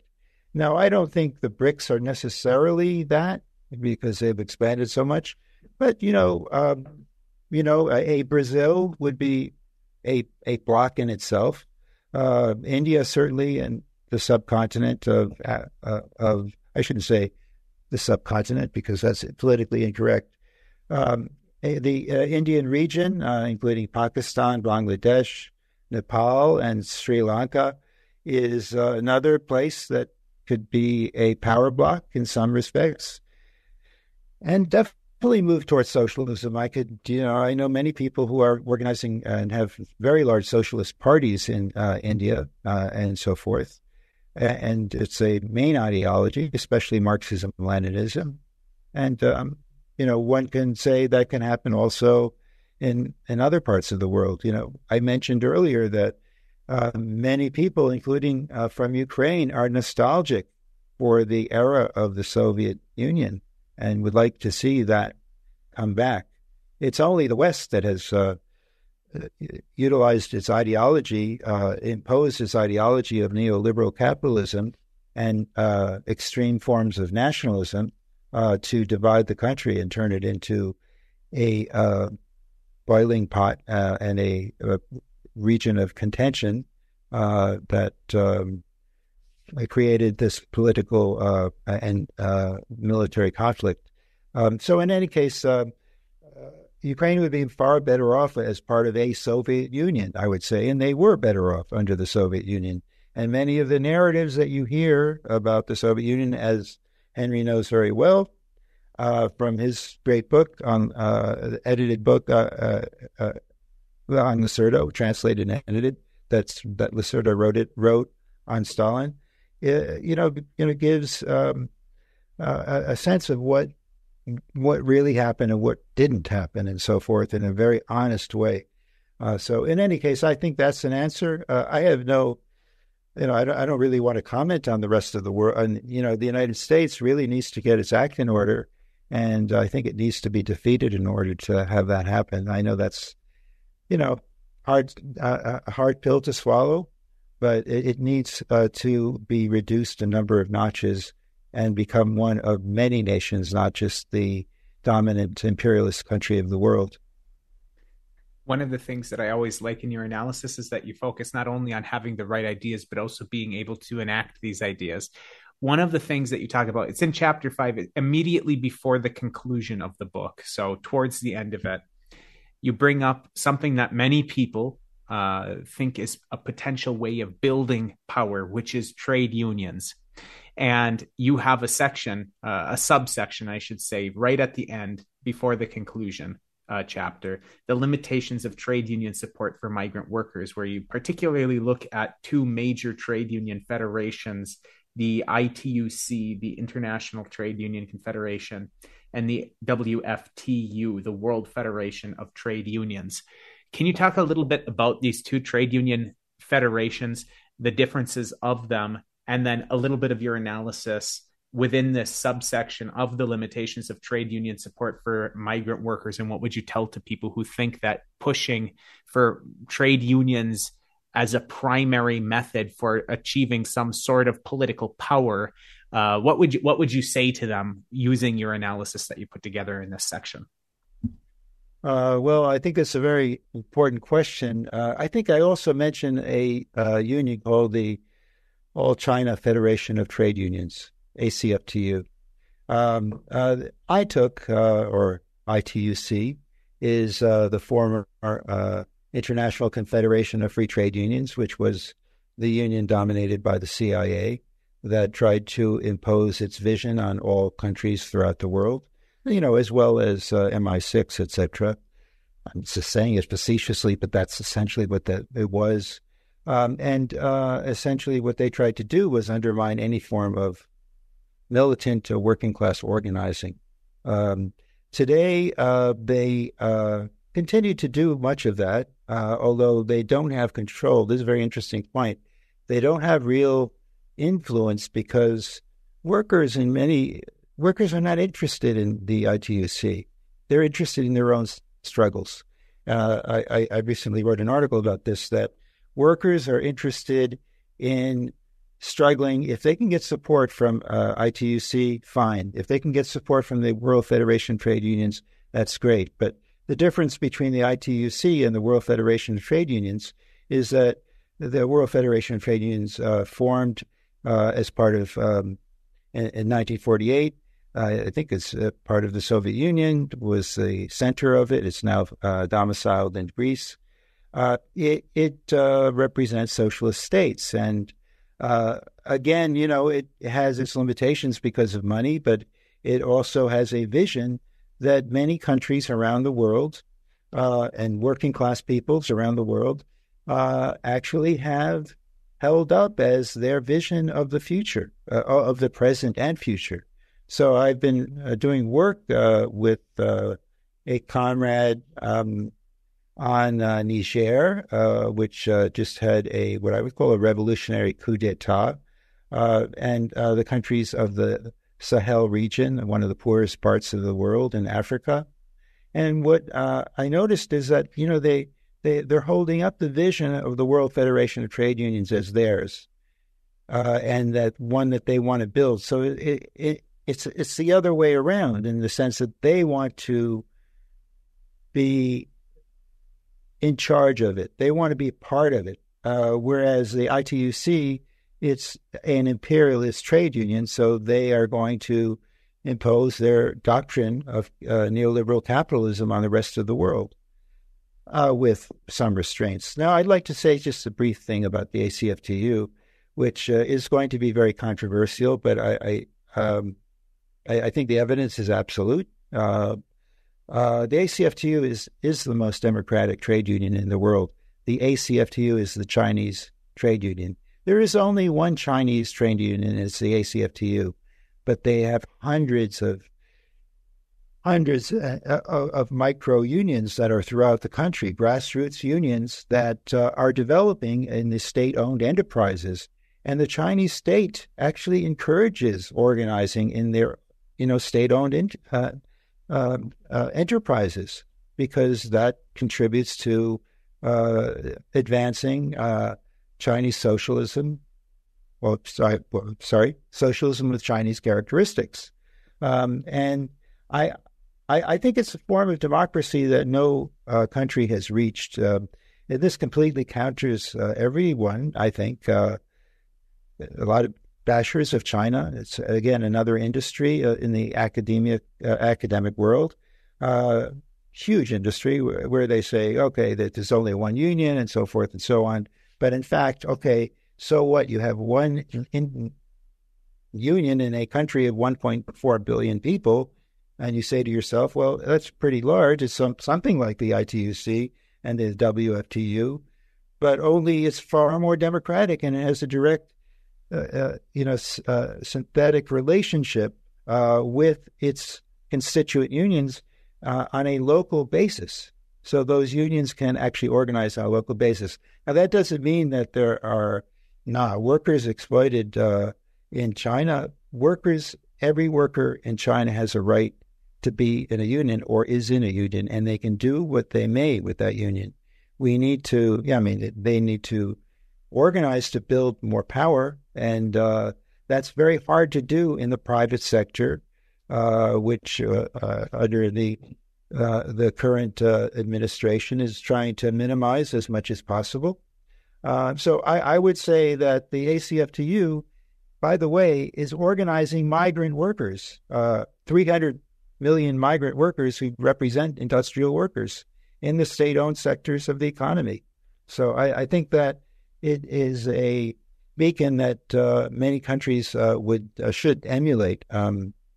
Again, democracy is not a contestation between two parties that have the same basic ideology or no ideology whatsoever. So, Manny, you've been incredibly generous with your time, but I do want to close with one question, because a big part of the book is something that we actually haven't had enough focus on in this conversation. And so I want to close us out with it, which is the woman question. As you point out throughout the book, there needs to be a big focus on women when talking about migration. And you even have a nice summary of this component in the conclusion: women in migration, social reproduction, exploitation, and isolation. So in closing, and feel free to include other thoughts that you may have as you wrap us up with this final answer, but I would like to focus a little bit on women specifically, because this is a really important topic and we would be remiss to not mention it as we close out this conversation. Absolutely. Women are very important to recognize. They represent 50%, half of all migrants in the world, migrant workers in the world. And this is a new phenomenon, because if you go back to the 20th century, women tended not to migrate. In the 19th century, absolutely not. The migrants were men. And yet today they are hugely exploited. Workers who work in the gamuts. So many people say they only work in care work. No, they work in every sector of the economy. As I said before, agriculture, not so much construction, but a lot of construction, manufacturing, as well as care work and gig work. So I think it's a huge misnomer to think that women and pigeonhole women into one sector of the economy. They work in many sectors of the economy. I'd like to say further, very briefly, if I can, that women of the global south, which makes up 85% of the world, go to the global north to take care of other women's children or family members who are in need of care. And those people, and many Western scholars would argue, well, this is a form of empowerment. These are migrant scholars. We're empowering these Western women to go work for Morgan Stanley or Goldman Sachs. Isn't that a wonderful thing? Well, I think women should be empowered even in the West. I will say, however, that I think there's a large literature on this, that the women who work every day in care work and make almost no money and are really subjected to isolation in a tremendous way. If you go to places like Singapore, as I noted earlier, Kuala Lumpur, even Hong Kong, a city like Hong Kong, which I think they should, well, I won't say anything. A city like Hong Kong, I think 1/8 of all people in the city, maybe over 1 million, about 800,000 workers are caregivers out of a population of 7 million. So 1 out of 12 workers are migrant workers. So then you figure out the math. Typical family, 4 people, And so it's something like one out of every five or four or five families has a guest worker caregiver in their household. I think that's outrageous in the sense that these workers are living in the prime of their lives and they're sending money home to support their families. And I think that's really a noble gesture. But some of the real issues with respect to women is the trafficking of women by criminal enterprises throughout the world. It's not just Jeffrey Epstein that's responsible for this, but many others throughout the world. The fact that women can be exploited on the job and in their workplaces and in their homes. On the job is the workplace. So in their and within their communities, if they're working in other sectors of the economy as cleaners, etc., or manufacturing workers. The issues of sexual abuse is prevalent, highly prevalent. And many women come home. And this is actually, I'll just give you a little short story, but I'll try to limit it as much as possible so I won't give you, it's in the book. Women are sometimes asked to go because they can become caregivers for rich people. So they go for 10, 20 years in some cases. In some cases, they come home, they're considered to be outcasts. They are completely ignored by their home communities. So they have no home. And that's also true for people who go for 3 years. Families are disrupted and so forth. People's lives are disrupted. I say this all the time, that the prime of one's life is between 18 and 30, to be honest with you. The time of your life where, you could enjoy yourself and have fun, and people should do that. Their lives are completely ruined because in the prime of their lives, they're taking care of other people's children and family members and in different ways, and are isolated, and in some cases, they have their passports confiscated under the kafala system in the Gulf Cooperation Council states, and highly exploited. So I think that a special attention must be placed on the plight of women who are also amongst the most militant workers. I think people just think it's men, but actually women, migrant workers, are frequently involved in the major portion of the struggles, as I've seen here in New York City and other places around the world. I've been involved in some of them. It was the women workers primarily, as well as some men, but women became the leaders in many instances. So I would like to say that, yes, women play a crucial role in the global economy as migrant workers. They're highly exploitable. They are treated far worse than male workers typically, and they're pigeonholed again into specific kinds of jobs in which they could be subjected to sexual abuse and discrimination. So I think we need to really focus on empowering women. And you had a question earlier, and this dovetails with it, about what is the solution. Really the solution to the migration question is for all countries to abide by specific principles of decent work. I mean, this is kind of a left argument, and I agree with it, to tell you the truth. I'll be honest with you. But that's never going to happen.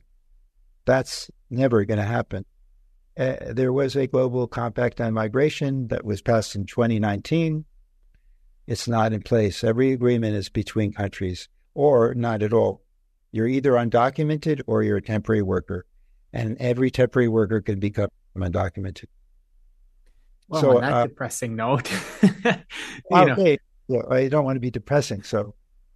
That's okay. I mean, we just are realistic. I'm being a little bit flippant here, but that is the case that we have. I just want to flag up one previous episode that we've done for listeners, when you bring up the idea of, or the reality of, migrant laborers, migrant women laborers coming in to be caregivers in houses, and then that being upheld as by many Western feminists as allowing Western women, particularly white Western women, to be able to achieve things that they otherwise wouldn't be able to do. And therefore, it's a victory for feminism.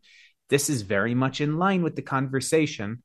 And, hint, hint, listeners, you can go back and find this. It's probably about 2 years ago at this point, but we had a crossover where Allison from Red Menace and I, and so it was released on both feeds, interviewed Françoise Vergès about her terrific book, A Decolonial Feminism. And this is a really major thread throughout that book. So if you want to hear more from Françoise' perspective as, an anti-colonial, decolonial feminist, talking about these sorts of issues, go back and find that episode on A Decolonial Feminism. In fact, with it being about 2 years out, we should probably remaster that episode sometime, I think, Brett. So, or look out for a remastered edition soon. But again, listeners, our guest was Immanuel Ness, our friend Manny. And the book is the terrific, which everybody, I highly recommend you pick it up. Migration is Economic Imperialism, How International Labor Mobility Undermines Economic Development in Poor Countries, which was published by Polity Press. Manny, thank you very much for coming back on the show. Can you let the listeners know how they can find more of your work and anything else that you want to direct the listeners to? Sure. I guess the best way is just to email me at manny.ness@gmail.com if you want to directly correspond with me, or on Twitter, hashtag Immanuel Ness, IMMANUELNESS. And I'd be happy to speak with anyone, and I return emails as well as texts within a very short time. Yeah, absolutely. I will not give your phone number out to the raving hordes that we have listening to this show, because you never get any sleep. But we all know that Manny doesn't sleep anyway. Brett, how can the listeners find you and your other excellent podcasts? Yeah, first of all, thank you again, Immanuel, for coming on the show, sharing your knowledge with us. Really, really appreciate it. A fan favorite, and for good reason. As for me, you can find everything I do at revolutionaryleftradio.com. Absolutely. Listeners should also check out our co-host, who is not able to make it today, Adnan Hussein. You can find him on Twitter at Adnan A. Hussein, Husain. Check out his other podcast, The Majlis. They just put out an episode on the history of the oud, a beautiful and wonderful instrument. I listened to that episode and it was terrific. So if you are looking for, as I said recently somewhere on one of our episodes, if you're looking for beauty, you listen to The Majlis. If you're looking for the beast, you listen to Guerrilla History. As for me, listeners, you can find me on Twitter at Huck1995, HUCK1995. Stay tuned. More updates about the upcoming book that Salvatore Engel de Mauro and I are translating and editing now. Will be out through Iskra Books relatively soon. And I guess we should also mention, Brett, that you, Adnan, and I wrote a foreword for a forthcoming collection of historical documents from the Palestinian Liberation Organization and the resistance movement that will also be coming out from Iskra Books imminently. So stay tuned for that. You can keep up with all of those releases by following us on Twitter at Guerrilla_pod, GUERRILLA_pod. And again, you can help support the show and allow us to continue making episodes like this and doing things like writing the foreword for that forthcoming collection of historical documents by supporting us at patreon.com/Guerrilla History, with again, Guerrilla being spelled GUERRILLA history. And on that note, listeners, and until next time, solidarity.